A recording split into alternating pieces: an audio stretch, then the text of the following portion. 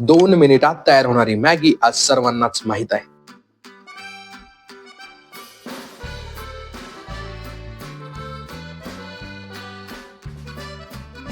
स्वस्त आणि मस्त अशी मानली जाणारी मॅगीची चव कित्येक लहान मुलं आणि त्यांच्या कुटुंबियाच्या जिभेवर आजही रेंगाळत राहते.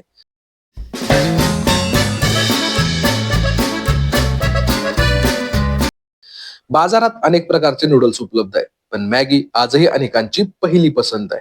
लोकांना मॅगी इतकी आवडते की त्याच्या किमती वाढण्याला आणि रेशनच्या किमतीत वाढ करणे इतकंच महत्व देतात. पण तुम्ही कधी विचार केलाय का की मॅगीची कल्पना कोणाला आणि कशी सुचली?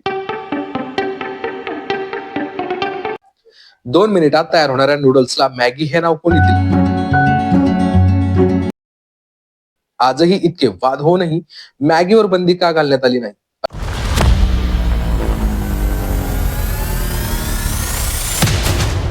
अखेर मॅगी आजही करोडो लोकांच्या पसंतीस उतरली कशी आणि शेवटी ती भारतीय बाजारपेठेत पोहोचली कशी? चला जाणून घेऊयात मॅगी मागची रोमांचक कहाणी. खरं तर मॅगीला जन्म मजबुरीने दिलाय.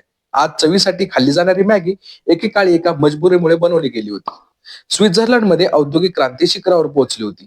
त्या काळात पुरुषांच्या खांद्याला खांदा लावून महिलांनाही कारखान्यात काम करण्याचा अधिकार मिळाला, पण त्याचबरोबर त्यांच्यासोबत घरच्या जबाबदाऱ्या उचलत होत्या.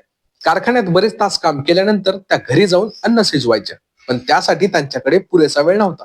मग स्विस पब्लिक वेलफेअर सोसायटीने महिलांचा हा प्रश्न सोडवण्यासाठी एक पाऊल उचलले.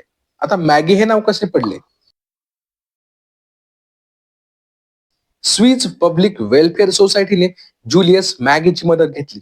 1872 मध्ये जुलियस मायकल जोहान्स मॅगीने स्त्रियांची दुर्दशा पाहिली. तेव्हा त्याने पिठापासून बनवलेल्या वस्तू विकण्यास सुरुवात केली, पण त्यांचा हा व्यवसाय फारसा चालला नाही. यानंतर 1897 मध्ये त्यांनी अशा प्रकारचे खाद्यपदार्थ बनवण्यास सुरुवात केली जे लवकर शिजवले जाऊ शकते, ज्यामुळे महिलांचा स्वयंपाक आणि वेळ वाचेल.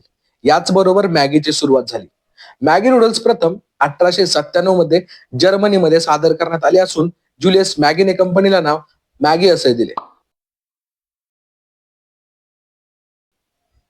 परदेशातून भारतात मॅगी पोहोचली कशी? 2 मिनिटात बनवता येणारी मॅगी लोकांना आवडली.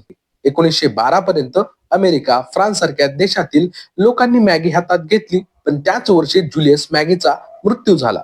त्यांच्या मृत्यूचा मॅगीवरही परिणाम झाला आणि व्यवसाय बराच काळ मंद गतीने चालला.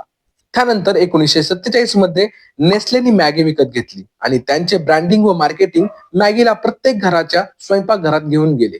नेस्ले इंडिया लिमिटेडने 1984 मध्ये मॅगी भारतात आणली. त्यावेळी मॅगी करोडो लोकांच्या पसंतीस बनेल असे कोणालाही वाटले नव्हते. आता मॅगीने भारतात पाय कसे रोवले? आजवर नेस्लेने मॅगी ब्रँड अंतर्गत इतर अनेक उत्पादने देखील लॉन्च केलेली असून यामध्ये सूप, भुना मसाला, मॅगी कप्पा मॅनी इन्स्टंट नूडल्स या उत्पादनाचा समावेश आहे.